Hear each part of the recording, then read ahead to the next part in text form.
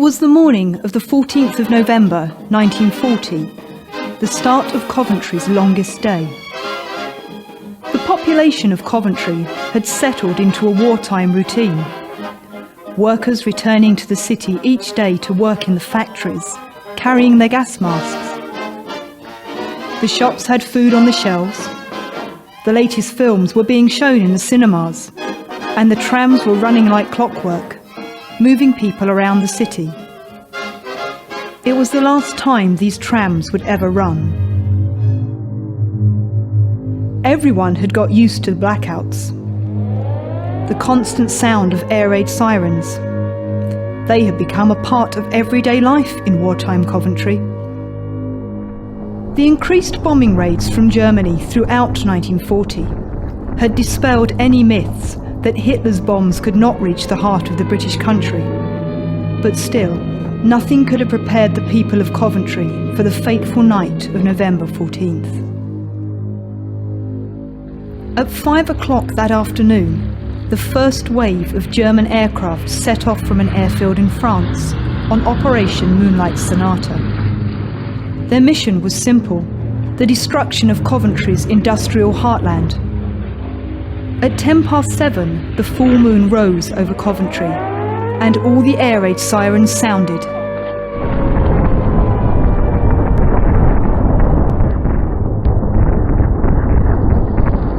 It would be 11 hours before the people of Coventry would hear the sound of the all clear. The following morning, when the all clear siren had sounded at 6:16, almost 2/3 of Coventry had been destroyed. An estimated 500 tons of high explosive and 36,000 incendiary bombs had been dropped on the city during those fateful 11 hours.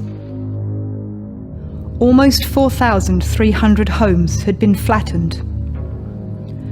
2,500 shops and nearly every factory had been either damaged or destroyed. The gas and electricity supply was completely cut off, the water supply disrupted, and there was only one telephone line working within the city. Hitler thought he had accomplished his mission with the destruction of Coventry, but he hadn't. He had not accounted for the determination and the resolve of the people that lived there. Those same shell-shocked people wandered the streets. Many had lost their homes, some their families, friends and workmates. First reports put the death toll at around 1,000. The eventual figure was lower, but the bodies of many people were never found. So severe was the bombing of Coventry that night, the wartime government lifted the media blackout and allowed them to identify the towns and cities that had suffered from the major air raids. Rationing in Coventry was abolished for 2 weeks, but selfish outsiders and criminal racketeers ransacked and looted many of the damaged shops, some through desperation, but many through greed. The Queen sent a personal consignment of blankets and children's clothes, and on November 16th, 2 days after the bombing, King George VI visited the city in an attempt to boost morale.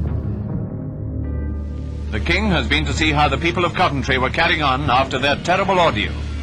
Not only did he find that their spirit was magnificent and that everything possible was being done to alleviate suffering, but it was also quite evident that his 5-hour tour, accompanied by Mr. Herbert Morrison, had greatly encouraged them. The private burials of those who had been killed in the bombing were prohibited. Instead, Coventry began to bury its dead in 2 mass graves at the London Road Cemetery. It later emerged that the British government had known Germany were preparing for a major airstrike over Britain, under the codename Moonlight Sonata. Those German codes had been cracked 3 days before the Coventry Blitz. 4 hours before the bombing raid, Britain's Air Ministry had detected that German navigation beams had locked on to Coventry. The RAF were informed, but there was no evidence that anyone in Coventry had been made aware of the impending attack. There were also rumours that Churchill had sacrificed Coventry rather than give away the fact that the German codes were being broken at Bletchley Park. Like all good stories, it survives today despite the lack of evidence. Indeed, the best evidence indicates that Churchill thought that the night's raids would be centred on London.